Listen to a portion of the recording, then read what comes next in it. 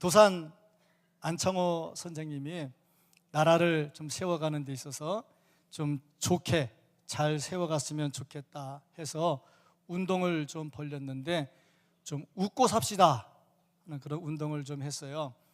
그래서 말년에 금강산 가까운 데다가 별장을 하나 지어놓고 거기다 대문에다가 이렇게 써서 붙였답니다.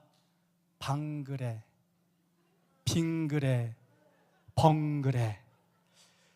이제 좀 나 요쪽하고 얘기해야 되겠다. 요쪽은 별로 은혜가 안 되는 거 같아. 요쪽만 보고. 그런데 어떻게 웃는 게 방그래 웃는 걸까? 사진 한번 볼까요? 어떻게 웃어야 되는지. 빨리 안 나와? 방그래.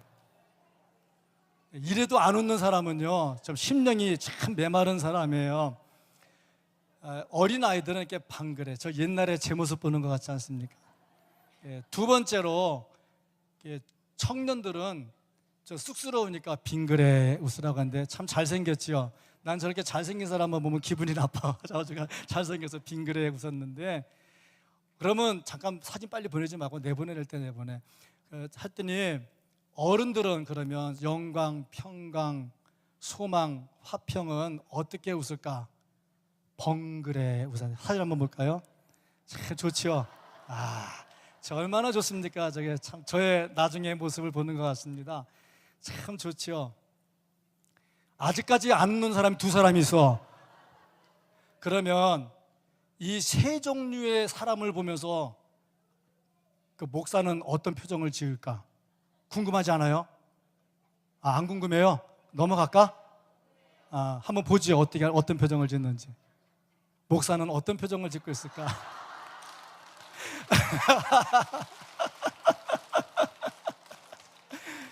아직까지 안 웃는 사람은 집에 가세요, 그냥. 네, 이제 빨리 내리죠, 이제.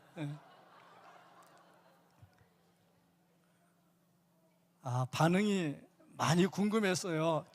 지금 너무 감동돼가지고 눈물을 흘리면서 수건으로 눈물을 닦는 분이 계세요. 그분을 위해서 박수 한번 치겠습니다. 명심보감에 보면은 웃는 것이 보약이다 이렇게 써 있어요. 웃는 것이 보약이다. 어떤 기록에 봤더니 하루에 15번을 웃으면 우리나라 전체 병든 사람의 절반이 치료가 된대요. 하루에 15번. 제가 지난 주에 한 번 웃는 것이 25,000달러라고 그랬는데, 이거보다 더 좋은 게 15번을 웃으면 질병의 절반이 치료가 된다는 거예요. 참 얼마나 웃음이 귀중한가. 그래서 어느 모임을 봤더니 별 얘기도 안 하고 아무 얘기도 하면서 시작! 그러면은 막 박수 치면서 하하하하 막 그러는 거예요. 미친 사람들 같아요. 근데 희한한 게요, 그렇게 한 5분쯤 하면요 기분이 좋아진대요. 이거 보면 웃음이 우리에게 얼마나 좋은 것인가 하는 것을 알 수가 있습니다. 보면은 에덴 동산에 하나님께서 사람을 창조하셨는데, 이 에덴이라고 하는 뜻이 기쁨, 웃음 뭐 그런 뜻이 있다고 합니다. 그러니까 하나님께서 에덴 동산을 만드신 이유가 뭐냐면 우리가 기쁘게 살라고 에덴 동산을 준 거죠. 그러니까 하나님께서 사람을 만드셨을 때에 기쁘게 웃으면서 살려고 사람을 만드신 겁니다. 그런데 웃지 못하고 쫓겨난 게 참 안타깝지요. 또 몰트만이라고 하는 신학자는 뭐라고 얘기를 했냐면, 웃음은 구원받은 사람들의 기쁨의 표현이다 그렇게 말을 했어요. 그러니까 구원받은 사람은 웃어야 된다 하는 얘기죠. 사도 바울은 성령의 9가지 열매를 기록하는 중에 두 번째로 희락, 웃음, 기쁨, 그것을 말씀을 했습니다. 오늘 본문 말씀은 아브라함과 사라가 웃었다 하는 말씀이 기록이 되어 있습니다. 아마 성경에 기록된 인물 가운데 처음으로 웃었다 하는 표현이 나온 것이 여기가 아닐까. 특별히 오늘 봉독해 드린 말씀은 사라가 웃었다. 근데 아무리 봐도 웃을만 하지요. 남편이 100살, 사라가 90살, 그런데 아들을 낳고 젖을 빨리고 있으니 누가 봐도 웃기죠. 웃었다 하는 건데, 이런 웃음에 대해서, 그러면 하나님께서 어떤 사람에게 웃음을 주는가? 우리가 어떻게 하면 웃으며 살 수가 있을까? 말씀을 참고하면, 첫째로 웃음은 하나님께서 선물로 주셔야 가능하다 하는 겁니다. 내가 뭐 웃으려고 해도 웃을 일이 없는 거 어떻게 해요? 근데 이상하게 상황은 웃을 상황이 아닌데 왠지 모르게 자꾸 막 웃음이 나와요. 이 설교할 때 인상 쓰고 있는 사람 보면 웃음이 안 나오거든. 근데 나 웃으면서 하잖아. 하나님이 기쁨을 주셔가지고 웃으면서 하고 있잖아. 얼마나 은혜스러워요. 웃음은 하나님께서 주셔야 된다. 누구에게 주느냐? 사랑하는 사람. 하나님께서 사랑하는 사람에게 웃음을 주는데, 하나님의 사랑을 받으면 하나님께서 돌봐주시겠죠. 하나님께서 돌봐주시니까 그에게 웃음이 나옵니다. 오늘 본문 말씀은 사라가 웃었다 그랬는데, 사실 사라에게는 웃음이 없었어요. 왜냐하면 나이가 90이 되도록 애를 못 낳거든요. 그러니까 못 낳는데 그냥 못 낳았으면 괜찮아요. 그런데 자기 남편에게 집에 있는 몸종을 이렇게 넣어서 애를 하나 낳았어요. 그러니까 몸종이 애를 낳고 나니 콧대가 높아져가지고 사라한테 막 덤벼들고 함부로 대하니까 속이 뒤집어지는 거죠. 가뜩이나 애 없어서 속상한데 하나 몸종 통해서 애 하나 나누니까 이게 주인인 양 지가 어른인 양 드세하는데 도무지 견딜 수가 없지요. 그래서 속이 막 뒤집어지고 있는 그런 상황이었습니다. 그런데 하나님께서 그에게 아들을 낳게 해줍니다. 6절 말씀을 보면은 하나님이 나를 웃게 하시니, 하나님이 웃게 해주셨어요. 어떻게 웃게 해주셨느냐? 하나님이 웃게 해주시는 방법이 뭘까? 하여튼 중요한 것은 하나님께서 웃게 해주셨다. 그런데 사라가 처음부터 아들을 낳을 것이다, 내가 아들을 낳을 것이라는 말을 들었을 때 아멘 할렐루야 그러고 기다리고 애 낳은 건 아니거든요. 어이가 없어서 웃었어요. 나는 이미 여자로서 해야 될 그 애기 낳을 수 있는 생식의 기능이 다 멈췄다 이거야. 근데 애 낳다니까 어이가 없으니까 웃었겠죠. 그런데 그 웃음이 진짜 웃음이 되도록 만들어줬는데, 아이를 낳고 이름을 이삭이라고 지었어요. 근데 이삭이라는 뜻이 뭐냐면 웃음이에요. 웃음. 그 이삭은 누가 준 겁니까? 하나님이 준 거잖아. 그러니까 결국에 웃음은 누가 주는 거냐? 하나님이 주시는 거라 이 말이죠. 우리가 진정 웃고 살려면 하나님께서 나에게 선물로 웃음을 주셔야 된다. 그런데 살다 보면 웃기는 웃는데 가짜 웃음이 참 많아요. 가짜 웃음은 뭐냐? 마귀가 주는 웃음입니다. 이 마귀가 주는 웃음은 이중적이에요. 속과 겉이 완전히 다르죠. 우리나라뿐 아니라 세계적으로 볼 때 독재자들이 많이 나옵니다. 뭐 스탈린 같은 사람들, 또 뿐만 아니라 히틀러 같은 사람들, 또 우리나라 전쟁을 일으켜서 수많은 사람을 죽였던 김일성 같은 사람들 사진 찍으면 웃으면서 잘 찍잖아요. 근데 그런 웃음들이 과연 진정한 웃음일까 할 때 아니다 이 말이죠. 진정한 웃음은 하나님께서 주시는 것인데, 하나님께서 웃음을 주실 때 어떤 방법으로 주실까? 야 웃어 막 박수 쳐봐 웃어 그렇게 주실까? 그렇지는 않았어요. 그러면 하나님께서 사라에게 웃음을 주실 때 어떻게 주셨을까? 사라가 안고 있는 아픈 거, 평생 소원, 정말 간절히 바라는 거, 그거를 하나님께서 이루어 주셔요. 그러니까 자기가 가지고 있는 소원, 그 아픈 거, 그것이 해결이 되면서 하나님께서 그것을 해결해 주시면서 그에게 웃음을 주시더라 이거죠. 그게 뭐냐? 평생에 원했던 아이를 선물로 주셨다 하는 겁니다. 그런데 이 아이를 주면서 이름도 웃음 하고 이삭이라고 졌는데, 거기서 끝난 게 아니라 이삭에게서 계속 낳고 오다가 예수 그리스도가 탄생하십니다. 그러니까 단순히 한 번 웃음이 아니라 전 인류가 함께 웃을 수 있는 길을 열어주셨어요. 누가 하셨느냐? 하나님이 하셨습니다. 이걸 보니까 진정 우리에게 웃음을 주는 분이 누구냐? 바로 하나님이다. 근데 웃음 중에 최고의 웃음은 뭐냐? 마지막에 웃을 수 있는 게 최고의 웃음이에요. 뭐 야구할 때 막 1회, 2회, 3회, 4회, 5회, 6회, 7회, 8회 다 이겼는데 9회 말에 말로 홈런 맞아도 졌어. 그건 웃음이 아니야. 그거는 그냥 그동안에 웃었던 거 싹 날라가. 그런데 1회, 2회, 3회, 4회, 8회까지 치다가 9회 말에 투아웃에 역전으로 말로 홈런을 때려서 이기면 막 웃어. 그러면 운동장 나올 때 기뻐 나와. 나는 한 번도 안 가봐서 잘 모르겠어. 근데 나오는 사람 보면 그렇대. 하여튼 그래, 뭐 기뻐 나와. 그런 의미에서 우리의 최고의 웃음이 뭘까? 우리의 진정한 웃음이 뭘까? 마지막에 웃는 건데 그 마지막에 웃음이 뭘까? 천국 가는 겁니다. 예, 천국 가는 겁니다. 천국 갔을 때 그 웃음, 그러니까 천국 자체가 기쁨이잖아요.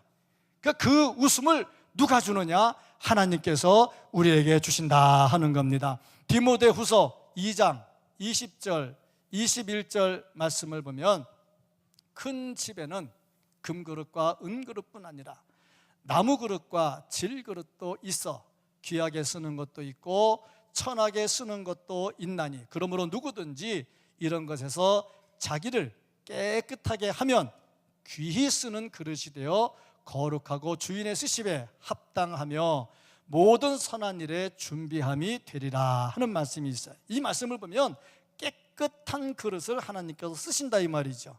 그러면 천국 가는 기쁨은, 천국 가는 웃음은 누구에게 주느냐? 깨끗한 사람에게 주셔요. 근데 우리는 모두가 허물과 죄로 죽은 사람이고 다 죄덩어리들이에요. 우리가 깨끗해질 이유가 없지요. 그런데 하나님께서 우리를 깨끗하게 해주셨는데 예수 그리스도를 보내주시고 죄의 문제를 해결해 주시고 우리를 깨끗한 사람으로 만들어서 천국 가게 해주셨어요. 이게 영원한 웃음이고 영원한 기쁨입니다. 이걸 하나님이 해주셨습니다. 그러니까 모든 기쁨은, 모든 웃음은 하나님께서 주신다 이겁니다. 그러면 누구에게 이런 걸 줄까? 그 다음 단계가 믿음이라고 하는 겁니다. 믿음이 있는 자가 웃을 수가 있다. 성도는 항상 웃으며 살아야 돼요. 왜냐? 하나님께서 우리에게 웃음을 주셨고 천국을 주셨고 또 기쁨을 주셨는데 웃지 않으면 성도가 아니죠. 성도는 일단 웃으면서 살아야 되는데 창세기 17장 19절 말씀을 보면은 하나님이 이르시되 아니라 내 아내 사라가 내게 아들을 낳으리니 너는 그 이름을 이삭이라 하라. 그러니까 지금 아브라함도 별로 확 마음이 닿지를 않았어요. 근데 하나님이 아니야, 내가 줄 거야. 너는 그 이름을 이삭이라 하라. 내가 그와 내 언약을 세우리니 그의 후손에게 영원한 언약이 되리라. 자, 하나님이 확신을 주시는 거야. 근데 이 말씀을 보면서 너무너무 은혜가 되는 게 뭐냐면 아브라함이나 사라나 이미 100살, 90살이 됐기 때문에 이제 나는 끝났구나, 이제 애는 없다 생각을 했단 말이죠. 특별히 아브라함은 나중에 137세에도 애를 또 낳았어요. 그러니까 이 집의 문제는 뭐냐면 아브라함이 아니라 사라였던 것 같아. 사라였어요. 90세에 이미 여성의 기능이 끝났어요. 그러니까 아브라함도 그걸 알거든요. 그러니까 이미 안 된다 생각을 했지요. 그런데 중요한 거, 진짜 중요한 거, 이렇게 믿음 없으면 야 이 바보라, 믿음이 그렇게 없냐, 간도 임마, 그러면 없어지는 거예요. 그런데 이러한 아브라함과 사라가 믿을 수 있도록 또 만들어주시고 힘을 더해 주시더라 하는 겁니다. 이걸 보면 하나님의 은혜가 얼마나 강한가 하는 것을 볼 수가 있어요. 하나님께서 이렇게 확실하게 약속하시는 이유는 첫 번째는 하나님의 신실하심입니다. 하나님은 거짓을 행하지 않으셔요. 이미 아브라함이 75세 때 약속을 하셨거든요. 그러니까 신실하신 하나님이시기 때문에 약속을 변개치 않으시기에 25년이 지난 다음에도 그 약속을 하나님은 기억하고 계시고 그 약속을 이루어 주신다는 겁니다. 두 번째는 하나님의 능력입니다. 하나님은 못하실 것이 없습니다. 전능하십니다. 100살이면 어떻고 150살이면 어떻습니까? 내가 어저께 성경을 읽다가 보니까 노아가 애를 낳는데 500살에 낳더라고요. 그때는 옛날이니까, 그 전이니까, 홍수 전이니까 홍수 전과 후는 많이 달라졌어요. 노아가 500살에 낳았었는데 500살에 애를 낳거든. 셈과 함과 야벳을 500 넘어 낳거든. 근데 어쨌든 이제 홍수 다음이에요. 홍수 다음이니까 이미 나이가 들었고 어쨌든 간에 성경은 뭐라고 기록했냐면 사라가 여성의 기능이 끝났다고 기록을 했어요. 그러니까 믿음이 없다기보다는 현실적인 거죠. 우리가 하나님의 능력을 체험하지 못하는 이유가 뭐냐면 현실을 너무 계산이 너무 많으면요 하나님을 바라보는 은혜가 약해져요. 분명히 그렇습니다. 너무 계산을 많이 하면요 하나님이 도와줄 부분이 없어져요. 그러니까 계산 너무 하면 안 돼요.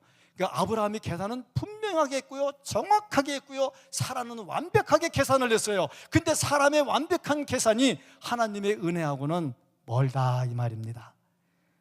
우리가 안타까운 것이 있고 속상한 것이 있을 때 의심하지 말고 흔들리지 말고 믿음으로 나가시기를 바랍니다. 믿고 나가면요 하나님께서 도와주셔요. 하나님께서 도와주시면요 내가 생각지 못했던 놀라운 은혜를 체험하게 될 겁니다. 그래서 하나님께서 아브라함을 도와주셔요. 히브리서 11장 11절 말씀을 보면은 히브리서 11장 11절 말씀 안 나옵니까? 그 히브리서 11장이 아니면 어디를 봐야 되나? 창세기 18장 11절을 한번 보겠습니다. 아브라함과 사라는 나이가 많아 늙었고 사라에게는 여성의 생리가 끊어졌는지라. 이미 끝나버렸단 말이죠. 그럼에도 불구하고 하나님께서 사라에게 꾸지람하지 아니하시고 믿음을 더해 주셔요. 하나님의 은혜입니다. 우리가 비록 부족하지만 하나님은 우리를 사랑하시기 때문에 우리가 연약한 중에도 도와주십니다. 그것을 믿는 것이 믿음이고 그것을 따라가는 사람이 능력을 체험할 수가 있습니다. 그러니까 믿고 따라갈 때는 좀 인내심도 필요합니다. 기다려야 되겠죠. 아브라함이 25년 기다리는 동안에 좀 흔들렸어요. 흔들렸는데 중요한 거 마지막 가서는 믿었다 이겁니다. 믿는 자에게 능력이 나타날 줄로 믿습니다. 그러면 왜 하나님께서 바로 75세 약속하고 75세 안 주고 왜 100살까지 끌었냐 이거죠. 조지 뮬러라고 하는 분이 이런 말을 했습니다. 일평생 5만 번의 기도의 응답을 받았대요. 5만 번. 그 5만 번 기도 응답을 받던 조지 뮬러가 기도하는데 하나님이 응답을 안 해주는데 지독하게 응답을 안 해주는 거예요. 너무너무 힘든 거예요. 그때 조지 뮬러가 깨달은 게 있어요. 그게 뭐냐면 나로 하여금 기도를 진실되게 하도록 하나님이 가르치기 위해서다. 참 그렇잖아요. 기도하는데 하나님 믿습니다 아멘 하고 나가는데 딱 해결돼. 믿습니다 아멘 하고 나가는데 딱 해결되면 그 다음 기도를 건성으로 할 수도 있거든요. 근데 지독하게 응답이 안 되면요 매달려가지고 하나님 아버지 눈물 콧물 다 그냥 온갖 진액을 다 쏟으면서 철야하면서 금식하면서 막 매달리거든요. 그럼 기도의 본질이 회복이 돼. 그래서 조지 뮬러가 그렇게 기도의 본질을 회복하게 하기 위해서 하나님께서 기도를 지연시켰더라 이 말이죠. 중요한 거 결론 하나님께서 이루어 주신다 이 말입니다. 믿고 기도할 수 있기를 주님의 이름으로 축복합니다. 또 어떤 사람이 웃으면서 살 수 있느냐? 순종입니다. 말씀을 듣고 순종하는 자가 웃을 수가 있다. 참, 말씀을 우리가 듣고 알려고 듣는 것이 아니라 말씀을 듣고 순종하려고 듣는 겁니다. 네, 하나님의 말씀을 들으면서 참 좋다. 맞아, 그래야지. 그리고 나가면서 그런데 세상은 좀 다르잖아. 그러고 나가면 말씀을 듣는 의미가 별로 없어요. 자, 애는 누가 줬느냐? 하나님이 선물로 줬어요. 뭐 이미 끝났는데 줬으니까 하나님의 선물이죠. 그런데 우리 다 알잖아. 애는 하나님이 만들어? 누가 만들어? 부부가 만들잖아. 그렇지 않습니까? 그러면 그 나이에 부부가 애를 만드는 일을 했다는 거 아닙니까? 안 믿으면 어떻게 아직도 못 알아들어요. 내 애들 때문에 더 이상은 식구 구미기 때문에 더 이상은 못 하겠는데 좌우지간 거기까지는 알아들어야 될 거 아니에요. 대강은. 그러면 알아들었으면 반응을 좀 보여야 될 거 아니에요. 지금 영광은 알아듣고 그런데 왜 젊은 사람들이 못 알아듣냐고. 부부가 애를 낳는 거 아닙니까? 부부가 애를 낳는 일을 했다는 거 아닙니까? 이건 뭘 말하냐? 내가 이미 끊어졌지만 말씀이니까 믿은 거예요. 믿으니까 행함으로 가는 겁니다. 믿음은 행함으로 연결이 돼야 되는 거예요. 누가 능력을 받느냐? 내 환경을 보니 안 되겠다. 이 환경은 도무지 안 되겠다. 그래서 포기하는 사람은 능력을 체험하지 못합니다. 그런데 내 환경이 아무리 안 되는데 하나님 말씀이잖아요. 하나님 약속하셨잖아요. 하나님 나를 불쌍히 여겨주세요. 하나님 해결해 주세요. 그리고 매달리면 심장병도 고쳐지고 관절염도 고쳐지고 류마티스도 고쳐지고 애 못 낳는 것도 고쳐지고 다 되는 거 아닙니까? 예, 믿음으로 되는 거 아닙니까? 행함으로 되는 거 아닙니까? 하나님 아버지, 내가 아무리 봐도 내 환경은 아닙니다. 내 나이 들고 나 돈 벌 수도 없는데 비전센터 건축하는데 내가 뭘로 할까요? 근데 알게 뭐야? 어느 날 갑자기 뚝 떨어지고 모르던 사람이 찾아와가지고 이거 네 건데 가져라 그러 줄지도 모르는 거잖아. 믿음대로 되는 거 아닙니까? 뭐든지. 청년 실업이 너무너무 힘들어요. 취직이 안 되고 시험 보면 떨어져요. 낙심하지 마세요. 믿고 기도하다 보면 어느 쪽에 어느 문이 열릴지를 모르는 거예요. 예, 그렇습니다. 예, 믿고 살 수 있기를 축복합니다. 행동으로 옮겨져야 된다는 거죠. 감나무 밑에 가가지고 멀리 너 감이 글쎄 떨어지긴 언젠간 떨어지겠지. 근데 어느 세월에 그걸 기다리고 있나고 올라가서 따면 바로 나오는데, 예, 믿기만 하지 말고 믿고 행할 수 있기를 축복합니다. 정말 주 앞에서 행함이 있을 때 그 놀라운 기적을 체험할 수가 있어요. 이스라엘 백성들이 요단강을 건너가는데요, 요단강에 물이 범람했어요. 다른 때보다 물이 많아요.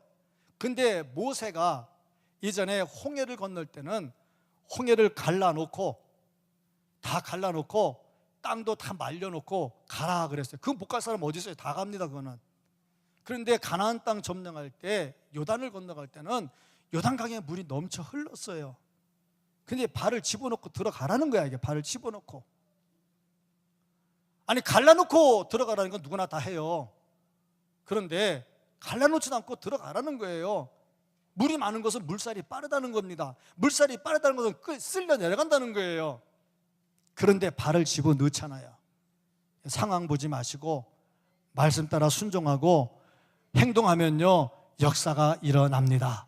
이런 은혜가 있기를 주의 이름으로 축복합니다. 또 그 다음 단계, 그러면 이렇게 우리가 하나님의 은혜로 웃음을 받았으면 어떻게 되느냐. 다음 단계, 웃음을 나눠 가져야 되겠다. 나만 갖지 말자. 내가 웃을 때 내 웃음 때문에 다른 사람 우는 일이 생겨. 옆에 사람이 장사가 잘 되는데 내가 그 옆에다 더 크게 벌렸어. 사람들이 나한테 다 몰려와. 그럼 나는 장사가 잘 되고 웃는데 옆에 사람은 울어. 그런 웃음은 별로 좋은 웃음은 아닌 것 같아. 내가 웃을 때 옆에도 같이 웃어야 돼. 근데 오늘 6절 말씀을 보면요, 사라가 웃을 때 사람들이 같이 웃었어요. 그렇잖아. 어떻게 90살 먹은 노인이 애를 낳아가지고 젖물리고 있으니 그거 볼 때 얼마나 웃기겠어요. 그러니까 같이 웃었다고, 다 같이 기뻐서 웃는 거야. 이 당시에는 뭐 유전자 검사를 못 하잖아요. 지금은 네 거 맞냐? 몰래 갔다가 네 거라고 속이는 거지. 유전자 검사하면 되지만 옛날에 그런 거 없었잖아. 그러면 이제 애기 낳았다는 증거가 뭐냐? 젖이 나와. 애기 낳으면 젖이 나와. 근데 90살 넘은 할머니가 젖이 나오거든. 그러니까 젖을 이렇게 물리면서 야 빨어. 그러니까 애가 막 빠니까 그걸 보면서 신기하거든. 그러니까 신기하니까 웃을 거 아니요. 아까 그 할아버지 웃는 것보다 더 심하게 웃었던 것 같아. 막 그냥 젖을 빨리 얼마나 웃겠어요. 그래. 그러니까 그 옆에서 보는 사람들이 막 박수 치면서 야 희한하다고 얼마나 웃었겠어요. 이런 웃음이 우리에게 있기를 축복합니다. 하나님이 주시는 웃음이거든. 이 웃음을 서로 나누어야 된다는 거죠. 그래서 정말 좋은 게 뭐냐? 먼저 이 웃음을 하나님께 영광을 돌려야 돼요. 하나님께 영광을 돌려, 우리가 웃도록 하신 하나님께 영광을 돌려야 돼요. 6절 말씀을 다시 한번 보면 사라가 이르되 하나님이 나를 웃게 하시니, 하나님이 나를 웃게 하시니 듣는 자가 다 나와 함께 웃으리라. 이거는 하나님을 찬양하는 거예요. 성경학자들이 이 말씀을 하나님 찬양의 기본이라고 말을 하고 있습니다. 그 다음에 두 번째가 뭐냐면은 사람들과 함께 이 웃음을 나눠야 돼요. 8절 말씀을 보면은 아이가 자라매 젖을 때고 이삭이 젖을 때는 날에 아브라함이 큰 잔치를 베풀었더라. 큰 잔치는 자기끼리 하는 게 아니에요. 동네 방네 다 모아놓고 하는 게 큰 잔치요. 같이 즐거워한 겁니다. 남이 잔치집에 오라고 하는데 부쉈돈 무서워서 더 인상 쓰면 안 된다 이 말이지.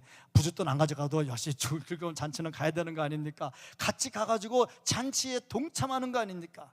같이 기뻐하는 거예요. 그런데 우리가 진짜 기쁠 게 뭐냐?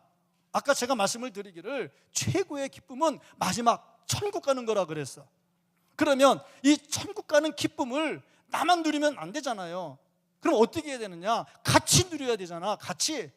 내 주변에 예수 안 믿는 사람하고 같이 누려야 될 거 아닙니까? 그래서 같이 누리기 위해서, 내 자식들에게 같이 누리기 위해서 가족이 함께 하면서 같이 예배 드리면서 이 천국의 기쁨을 주고 있는 거잖아. 여기서 끝나는 게 아니라 우리가 총동원 전도주의를 하면서 사람들 자꾸 불러오는 이유가 뭡니까? 우리가 가지고 있는 이 기쁨, 이 웃음, 이 미소를 우리만 갖고 있기는 너무너무 아까운 거예요. 그래서 이 웃음을 같이 함께 나누어야 될 거 아닙니까? 이것을 나누기 위해서 불러드리는 것이 총동원 전도주일이고, 그로 인해서 내 주변 사람도 같이 웃자고 하는 겁니다. 아니, 잔치를 벌리면은 사람들 다 모으는데 우리가 이 기쁨을 가지고 있으면서 우리끼리만 웃으면 안 되잖아요. 이 웃음을 일단 내가 갖고 내 자식에게 주고 부모님에게도 전달해 주고 같이 누리고, 또 주변에 믿지 않는 사람들을 불러서 이 기쁨을 함께 나눌 수 있기를 축복합니다. 이게 정말 주께서 주시는 웃음을 가진 자의 모습입니다. 더 중요한 거, 어떤 분이 남편을 전도해야 되는데 참 전도가 안 돼요. 막 구슬려도 안 되고 울고 짜도 안 되고. 그런데 기도하는 가운데 이런 생각이 들었어요. 그래, 당신은 교회 안 나오지만 당신 신는 신발이나 교회 나와라. 그리고 구두를 들고 교회 새벽 예배 구두를 들고 나갔어요. 그래서 그 구두를 강단 앞에 갖다 놓고, 하나님, 이 구두만 왔습니다. 구두 주인은 언제 올까요? 하고 기도하는데 자꾸 웃음이 나오더래. 내가 지금 뭐 하는 짓이냐. 그리고 웃다 보니까 기도는 못하고 그냥 갔대. 그것도 며칠 그렇게 하다 웃다가 갔대. 그리고 그 다음날 남편이 출근하는데 그 구두를 신고 나가니까 남편 갔다 오라고 인사하려고 보니까 구두가 보여가지고 구두를 보면서 그랬대. 구두 주인님, 오늘 잘 다녀오십시오. 그러고 구두한테 인사를 하다 보니까 괜히 웃음이 나오더래. 그래서 킥킥대고 웃었대. 그래서 남편이 가만히 보니까 이거 출근하는데, 가뜩이나 요새 사업이 안 돼가서 속이 많이 상한데, 출근하는데 씩 웃으면서 킥대고 웃는 모습이 좀 보기가 괜찮더래. 원래 그렇잖아. 호박꽃도 피면 꽃이라고. 웃는 꽃은 예쁘거든. 이래도 안 웃는 꽃은 아직 미운 꽃이거든. 호박꽃보다 더 못한 꽃이지. 하여튼 어쨌든 간에 아내가 이렇게 포근하게 웃으면서 인사하는 모습을 보니까 마음이 쭉 이제 내려앉는 거야. 가뜩이나 사업이 안 돼서 속상했는데 아내가 이렇게 따뜻하게 웃으면서 보내는 거 보니까 마음이 좀 찐해. 물어봤어. 당신 왜 그래? 그랬더니 요즘 내가 은혜를 받아서 그래요. 그러니까 사실 은혜가 아니지. 구두 보고 웃었지 뭐 은혜 받아서 웃었나. 은혜를 받아서 그래요. 그랬더니 남편이 그러더래요. 그래, 요즘 사업 때문에 내가 스트레스도 많이 받고 속상한데 당신 웃는 거 보니까 좋다. 나도 교회 가서 한번 웃어볼까? 그러더래. 이래도 아멘 안 하는 사람들은 끝까지 아멘 안 하더라고. 다시 할게. 나도 교회 한번 가서 웃어볼까? 이렇게. 그러니까 목사님이 사진도 보여주면서 웃기는 것까지 수염까지 길러가면서 하고 있잖아요. 분명한 것은 편집이 아니라 진짜 사진, 진짜 수염했다는 거예요. 어쨌든 간에 이런 아름다운 모습으로 하다 보니 웃음이 전파가 되는 겁니다. 이런 은혜가 있기를 축복합니다. 그리고 마지막 한 가지가 뭐냐면요, 이 웃음을 주신 하나님께 보답을 좀 해야 되겠다. 뭐든지 사람이 오는 게 있으면 가는 게 있어야 되지 않겠어요? 하나님께서 우리에게 웃음을 줬는데 어떻게 좀 보답을 할까? 4절 말씀을 보니까 그 아들 이삭이 난 지 8일 만에 그가 하나님이 명령하신 대로 할례를 행하였더라. 할례를 행하면요, 요즘같이 의술이 발달되지 않은 때입니다.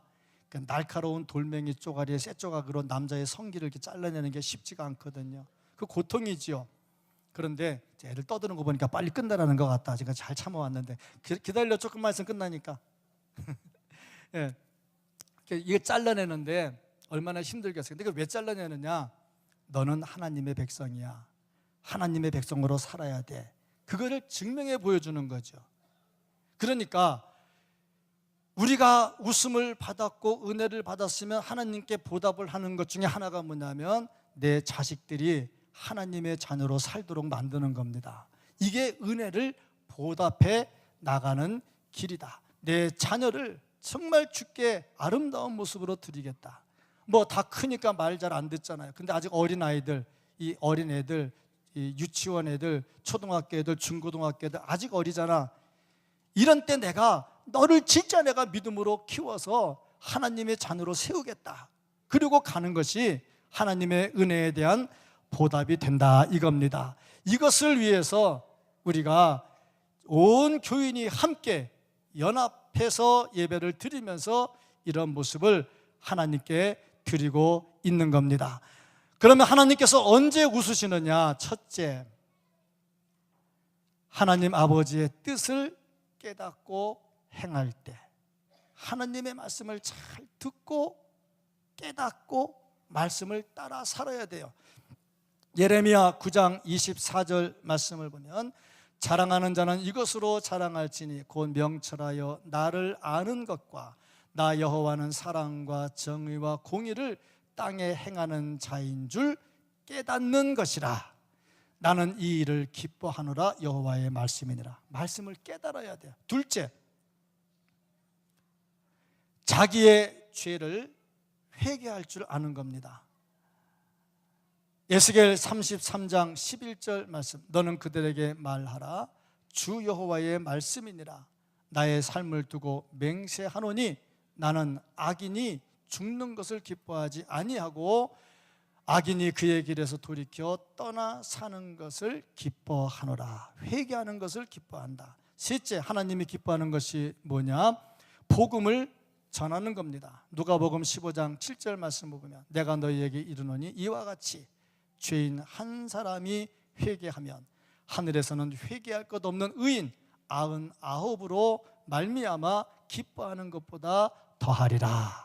전도하면 하나님이 기뻐하신다 그랬어. 그러니까 하나님께 웃음으로 보답하는 길이 뭐냐? 말씀을 깨닫고 죄를 회개하고 돌이키고 복음을 전하면 하나님께서 기뻐 웃으십니다. 오늘 우리가 웃으면서 우리를 보시고 웃으시는 하나님을 볼 수 있어야 될 겁니다. 우리는 하나님을 웃을 수 있게 해드려야 됩니다. 하나님은 우리가 웃을 수 있도록 하기 위해서 예수 그리스도를 보내주시고 예수 그리스도 십자가에 달려 수많은 고난을 당하면서 눈물을 짜게 만드시고 피를 흘리게 만드시면서 우리에게 웃음을 주셨어요.